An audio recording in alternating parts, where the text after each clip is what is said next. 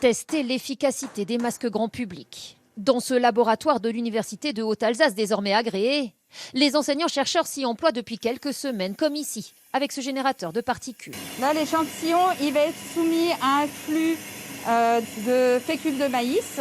On va tester l'efficacité de filtration. Quel est le pourcentage de particules qui va être arrêté par le filtre?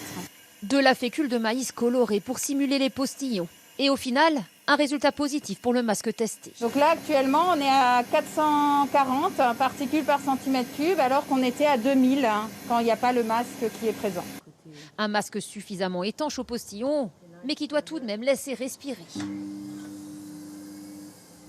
Alors sur cette autre machine, c'est la perméabilité à l'air qui est cette fois testée. S'il n'est pas assez respirant, quand vous allez inspirer, il va se coller au visage.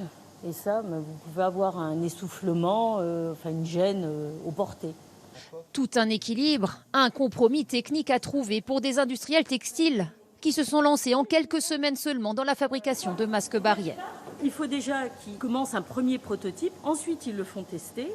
Alors, quand ils ont de la chance, ça fonctionne du premier coup, c'est-à-dire qu'il est tout de suite conforme, ce n'est pas forcément le cas. Commence alors un aller-retour entre l'industriel et le laboratoire. C'est ce qu'a connu ce fabricant de chaussettes alsacien avec son masque de protection.